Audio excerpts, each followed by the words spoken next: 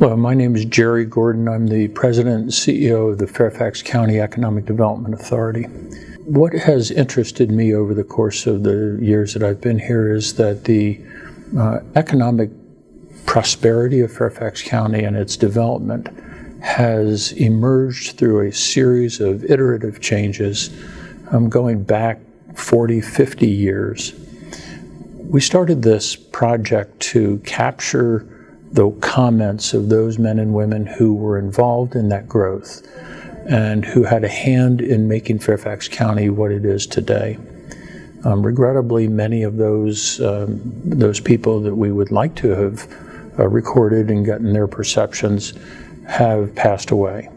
But we were fortunate to capture the thoughts and the recollections of many of the people who were involved. These were people who were elected officials, some were appointed officials, some were residents, some were businessmen and women, but they all contributed over the course of decades to making Fairfax County the great place that it is today to work, live, play, raise a family. This is today one of the second largest office space market for any suburb in the United States, only second to Orange County, California. It's one of the most prominent technology and otherwise business community throughout the nation. And that didn't just happen. It was planned, it was carefully thought out and implemented, and the budgets that the Board of Supervisors provided to make this economic development occur were delivered at a time when it might not have been the easiest thing for them to do. In 1976, the Fairfax County Board of Supervisors appointed what was known as the Blue Ribbon Panel on Economic Growth. And on that panel, they had a series of notables from throughout the community, elected officials, appointed officials, institutional people, from people who were engaged in organizations and institutions throughout the county, as well as business people. And here was the problem. In 1976, we had 455,000 residents in Fairfax County. The county's demographers looked forward 14 years to the 1990 census and forecasted that we would go from 455,000 residents to 800,000. And that was a remarkably close estimate. It came out to be 819,000 in the 1990 census. Anytime that a community throughout the United States sees that kind of growth coming, they immediately start adding up the costs of public education, public safety, public welfare, human services, libraries, parks, all those elements of public services that constitute our collective quality of life. And so did the Fairfax County Board in those days, and realized that there needed to do something. Part of the problem was that in 1976, the real estate tax rate for every $100 of assessed value was $1.74, which is enormously high. So you had this coming explosion of population. You had an already very, very high tax rate that you couldn't raise any higher. And there needed to be something done to find the revenues to provide excellent schools and public safety and so forth. That solution came from the business community. It was estimated that at that time that when a business paid a tax dollar, they only took back between between 35 and 40 cents in public services. And when a resident paid a tax dollar, they took back close to $1.60 in public services. So the theory was that if we attracted enough business tax dollars, we could offset the public service costs for residents while still expanding that public service base. I've seen the data tables, and there were two things that they missed in the mid-1970s when they did those studies. They missed, first of all, that women were entering the labor force at an increasing rate, and so not only was there a need to create jobs, but there was an increasing need to create even more jobs. And secondly, there was no recognition that the county was about to become increasingly diverse as a residential base. In 1960, the census reports indicated that Fairfax County was 96% Caucasian. Today, it is 52% Caucasian and 48% a collection of all the other minority and subpopulation groups throughout the county. We will very shortly pass the point in which we become a majority-minority population. That's an important fact for budget considerations because it exacerbates the cost of providing public services, public education, public safety, human resources, human services, public health. All those services can only be provided to people if you can understand what they're saying. So the costs of public services were about to grow exponentially, not arithmetically. The attraction of new jobs to Fairfax County meant that office space was needed. Office space was built. That contributed the marginal revenues to the real estate tax base that enabled the Board of Supervisors to expand public services and to increase the quality of public services without placing the entire burden of those costs on residents. So the theory worked out. Today, the real estate tax rate has come down from that point of $1.74. Today, it's $1.13. Economic development as a practice and as a profession really has two component parts to it. One is the reality of what a community has to offer. So we offer office space. We offer the safest neighborhoods in America. We offer proximity to Washington, D.C. and to Washington Dulles International Airport, to the Pentagon, to NIH. We offer all those things as part of the product that we market. The other part of economic development is perceptions. If a business person is making a decision about where to locate their company or their organization, they will consider or have a site location consultant that's assisting them in doing so. They will make a decision based on what they know about communities and what they can find out about the communities. But if communities aren't out there constantly telling their own story and constantly making it known that they're open for business and they have this collection of assets and amenities for businesses and their workforce, then it becomes increasingly difficult to compete because every other community is doing so. So Fairfax County became highly competitive back at the end of the 1970s because it began to tell the story. It was probably the first community in the United States to have an advertising program. It was the first community in the United States to have an economic development public relations program. Events have been held here that have captured the imagination of the business community. In 1998, Fairfax County won the rights to host the biannual World Congress on Information Technology that was moved around the world every other year by the World Information Technology and Services Alliance.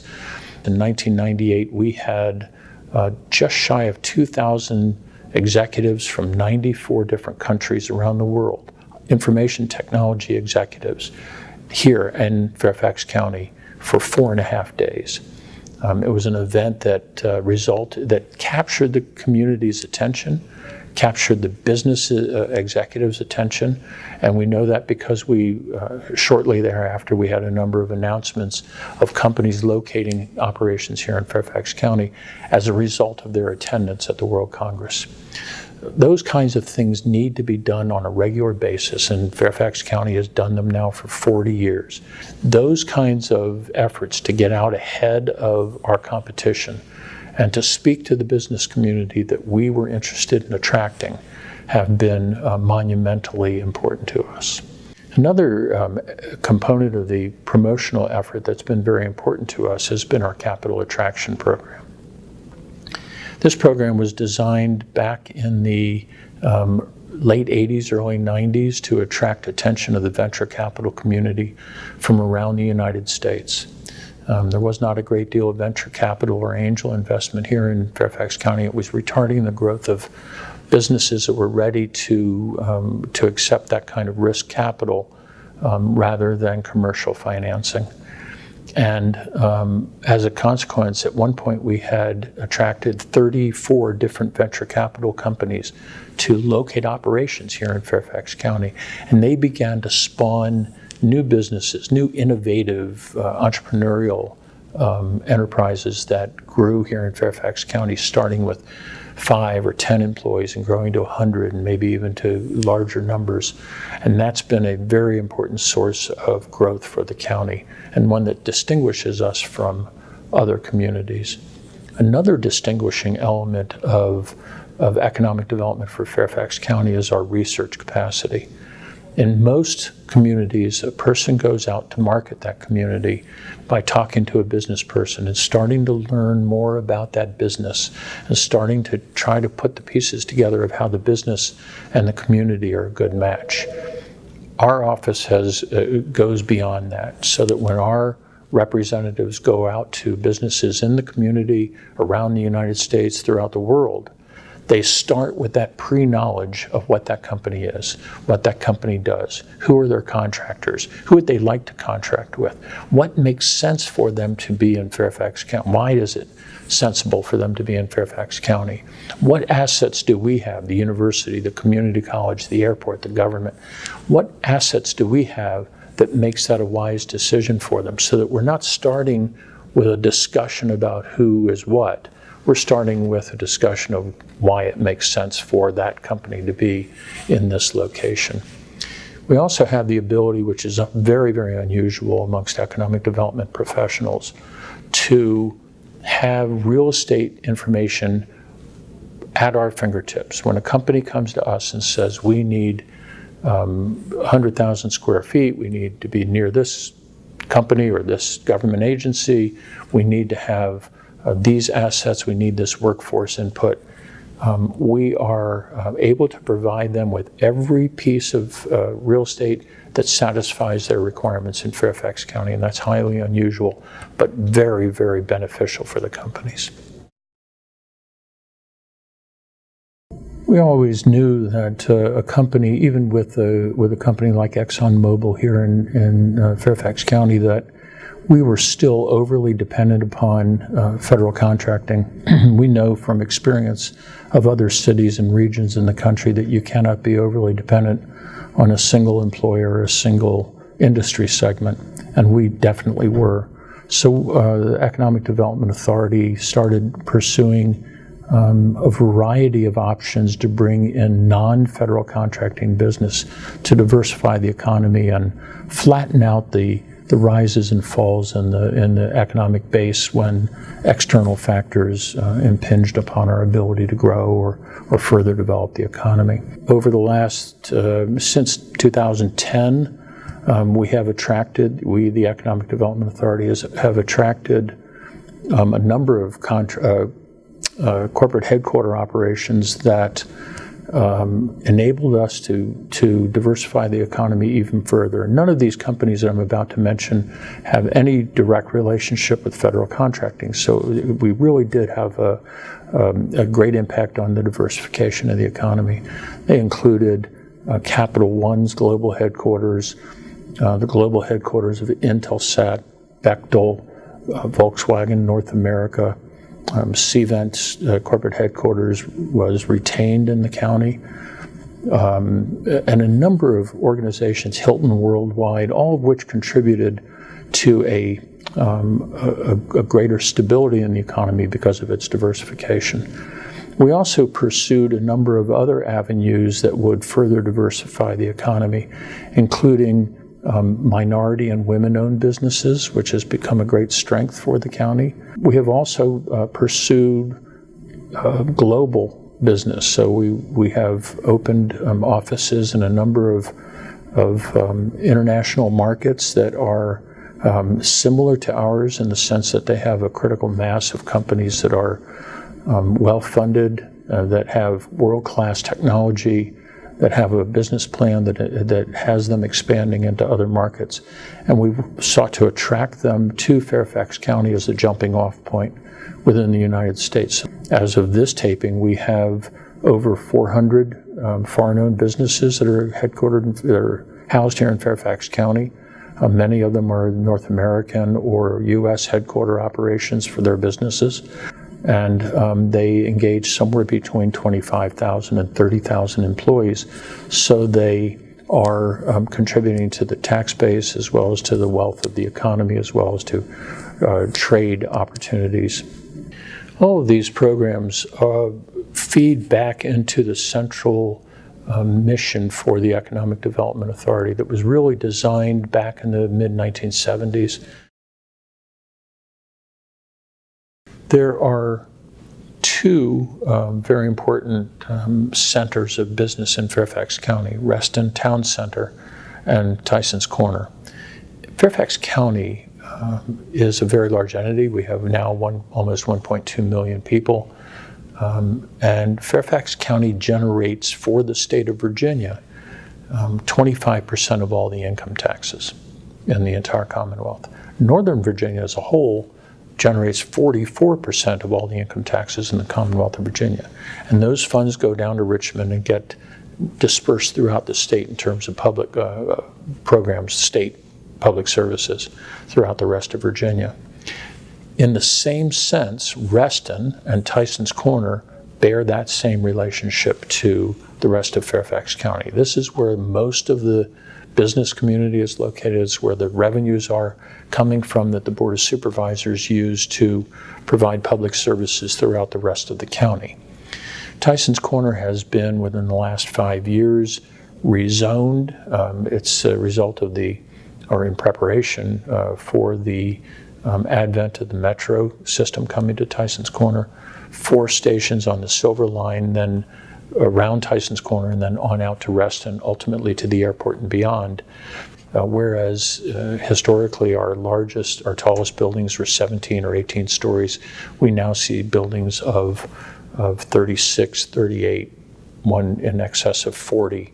And so the skyline of Tysons Corner has become dramatically different. But these buildings are largely commercial, whether it's hotels or commercial office space, and they're contributing to that tax base that enables the board to provide public services at a reduced cost for its residents.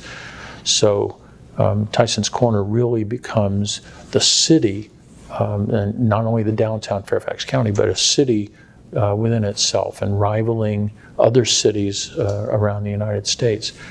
What has made Fairfax County, and particularly Tysons and Reston, unique when you look at other comparable markets throughout the United States is that this all happened in the last generation, well, 2 generations. We're not as old as Cleveland, Detroit, Boston, New York. Those are older cities that have grown over time. All of this has happened here in Fairfax County in those 2 markets in the last 40 or 50 years. The Economic Development Authority markets the product that is represented by Fairfax County, and that includes public services, whether federal, state, or local, that are available here in Fairfax County. It includes institutions in the community like the airport and the hospital and the various organizations that are in the community. It is a robust community. It's a very highly diverse community, so it has a lot of cultural opportunities. It has the Wolf Trap Center for the Fine Arts, Performing Arts, which is a real gem in Fairfax County. We have arguably the finest public education system in the United States. Companies tell us all the time that they come to Fairfax County because not only do the executives want their children in excellent public schools, but also they want to be able to attract the best workforce from around the United States and around the world, and they know that they want their children in the best public schools. It's a very high quality of life. Virginia is very, very fortunate.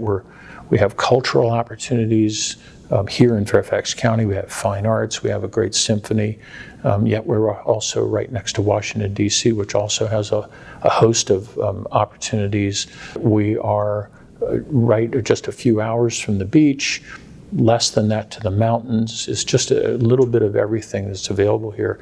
And that quality of life is very attractive to people when they're looking for a place to locate their business. And they know it's a very attractive place in terms of recruiting the best workforce from around the country, and as I said, from around the world. We're also fortunate to have higher education opportunities in Fairfax County. Everything from privately held colleges, nonprofit colleges, to the second largest community college in the United States, with the Northern Virginia Community College, with more than 75,000 students now on 8 campuses. George Mason University is one of the finest research institutions in the world. It's also very highly ranked in terms of public policy, the fine arts, and other curricula as well.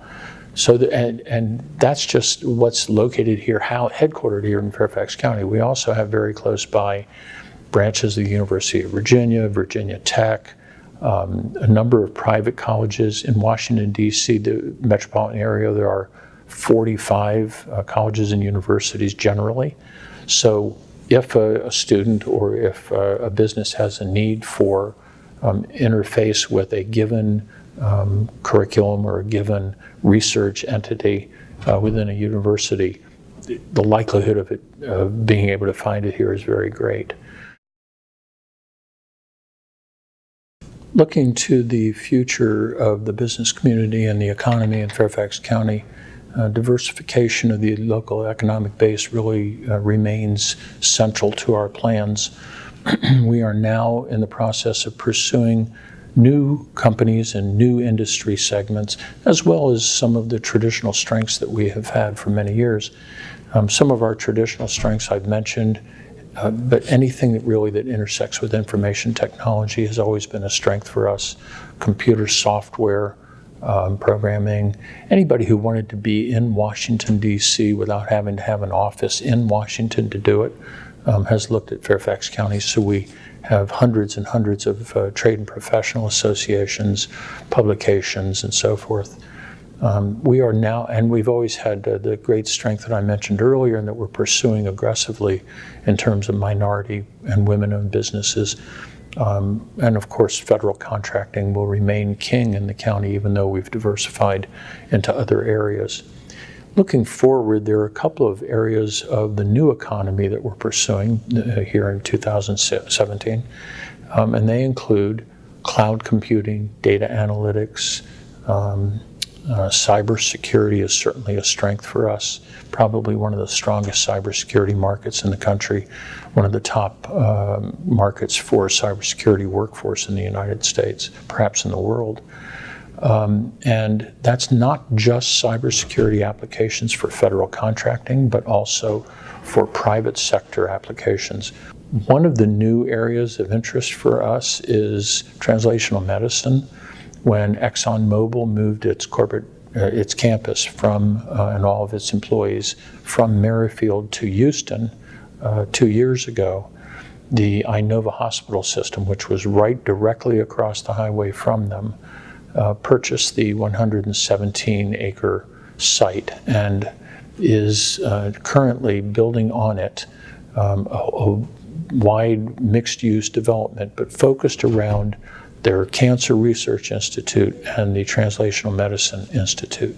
Translational medicine is going to be a huge market for us, and partly because of what's happening at Inova, but there are already up to 100 researchers under the direction of Dr. John Niederhuber, the former director of the National Cancer Institute at NIH.